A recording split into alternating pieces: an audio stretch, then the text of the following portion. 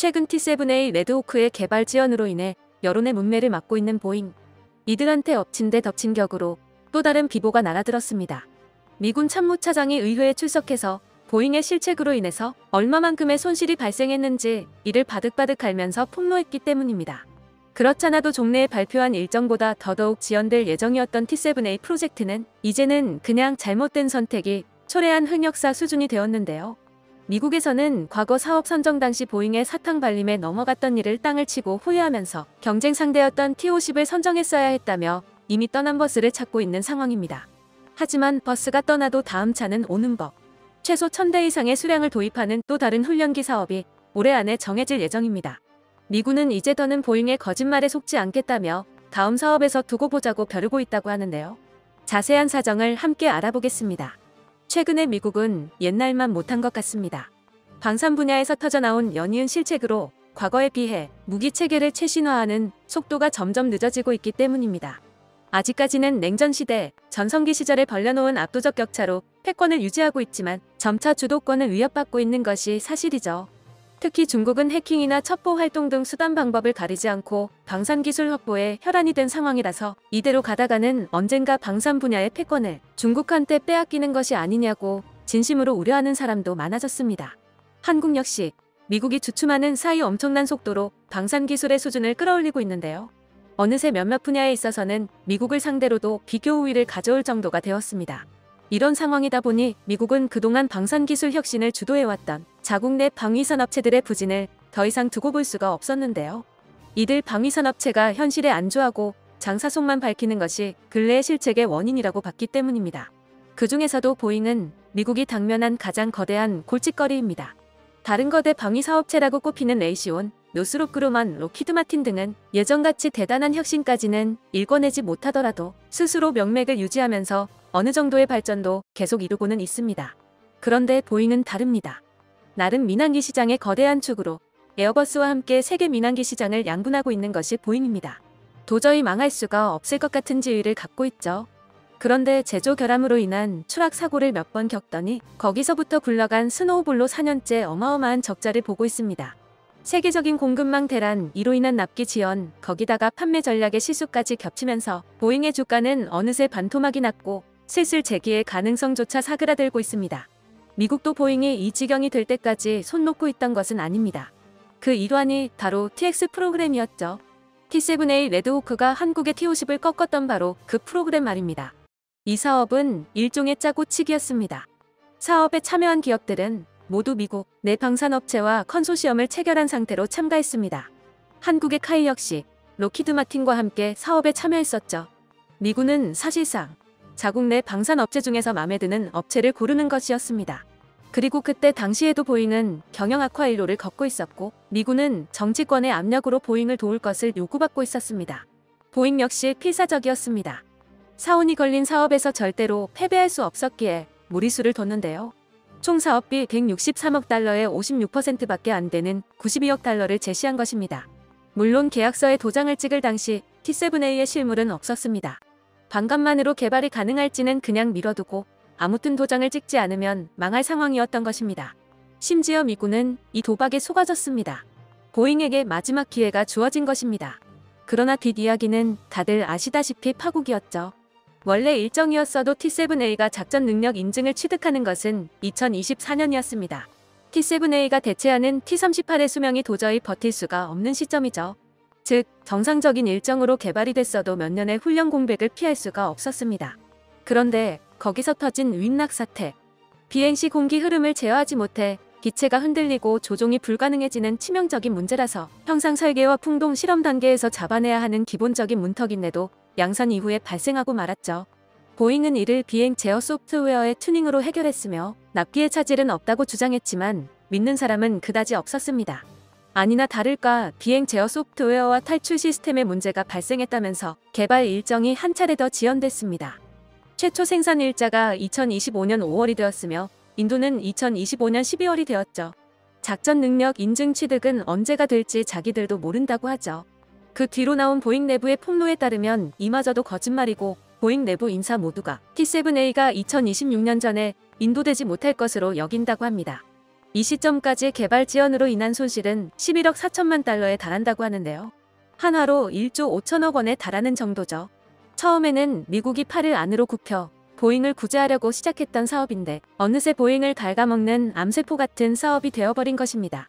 물론 이것은 모두 능력 이상의 욕심을 부린 보잉이 자초한 일이지만요.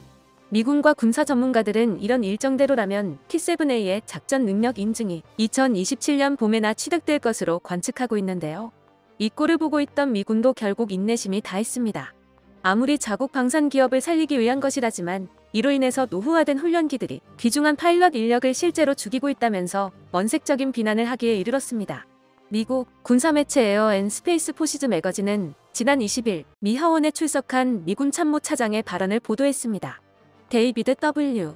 엘빈 참모차장은 하원 군사준비소위원회에서 노후화된 공군 훈련기의 문제는 파일럿 배출을 늦추고 있으며 문제를 지속적으로 악화시키고 있다고 서면 및 구두 증언을 했습니다. 엘빈 참모차장이 제출한 서면에 따르면 2022년 기준 공군의 현 상황은 다음과 같습니다. 은퇴 등으로 인해서 조종사 약 250명이 순유출되었고 양성 목표인 2만 1000명에서 1900명의 파일럿이 부족합니다. 2022년 한 해 동안 고작 1276명의 파일럿밖에 배출하지 못했으며 이는 2021년보다 105명 감소한 수치이며 양성 목표 1500명에 224명 미달하는 수준입니다. 공군이 현재 사용하고 있는 훈련기들은 수십 년 된 T6 및 T-38로 조종사 훈련 시작에서 취업까지 최대 2년이나 걸려서 극도로 비효율적이라고 말하고 있습니다. 제니퍼 키건스 하원의원의 질문에 엘빈은 파일럿이 되기 위한 훈련 시간이 일반 조종사의 경우 약 18개월, 전투기 또는 폭격기 조종사의 경우 2년 이상이 되어야 한다고 말했습니다. 그런데 지금은 새로 임관한 장교가 쓸 훈련기가 충분하지 않기 때문에 거기서 추가로 최대 2년이 더 걸린다고 합니다. 엘빈은 T6 및 T-38과 관련된 문제 때문에 취역부터 최대 4년이 걸릴 수 있습니다라고 말했습니다. 조종사 훈련을 받기 위해 거의 18개월에서 24개월을 기다려야 합니다라고도 덧붙였죠.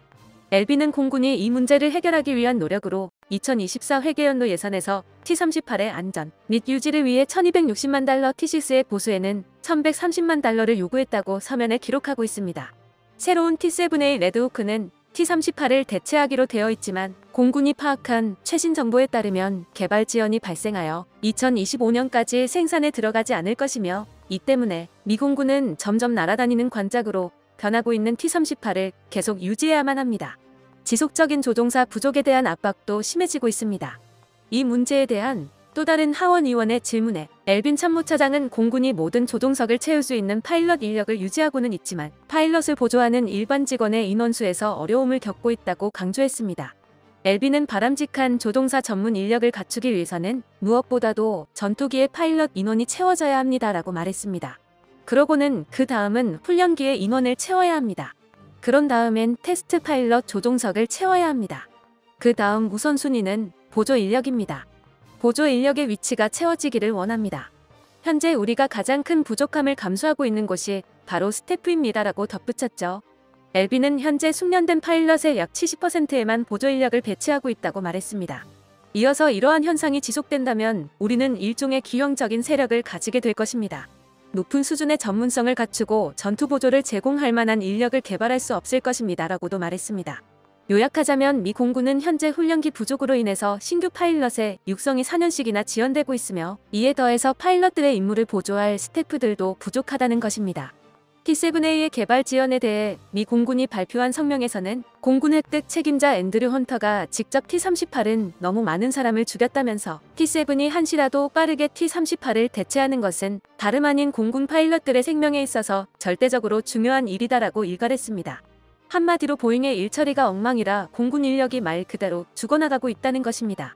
이런 상황이 보도되기 시작하자 미국 현지에서는 일련의 사태가 TX 프로그램 선정 당시부터 다 어긋난 것이라면서 비난하는 반응이 나오고 있습니다. 국가가 자격 미달인 일개 기업을 돕겠다고 무리수를 두니까 소중한 국민의 생명이 희생된 것이 아니냐면서요.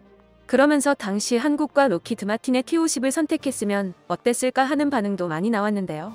사업 당시 전 현직 공군 파일럿들이 T-50을 직접 탑승해보고 성능을 극찬했던 점을 예시로 들며 미군은 다름 아닌 파일럿들 목소리를 들었어야 했다며 비판하는 의견이 나오고 있습니다. 현재 미군은 TX 프로그램 외에도 훈련기 도입 사업을 몇 가지 더 준비하고 있는데요. 공군에서 진행하는 또 다른 훈련기 도입 사업인 ATT 프로그램, 해군에서 진행하는 UJTS 프로그램 등이 기다리고 있죠. 이들 사업을 모두 합치면 도입 수량은 1000대가 넘을 것으로 예상되고 있는데요. 미국 내 여론은 보잉을 2번 믿을 수는 없다는 쪽으로 기울고 있습니다.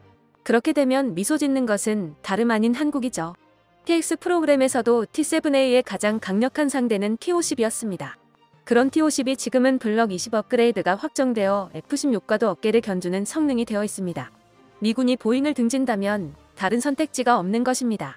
보잉은 만용을 부렸다가 결국 외통수에 빠져 어느새 모국으로부터 버려질 위기에 처했는데요. 조만간 자주국방을 향한 진심으로 임해왔던 한국이 미국 시장에서도 통하는 모습을 볼 수 있을 것 같아 전 세계의 시선이 모이고 있습니다. 끝까지 시청해주셔서 감사합니다. 도움이 되셨다면 좋아요를, 다른 이야기도 궁금하시면 구독을 눌러주세요.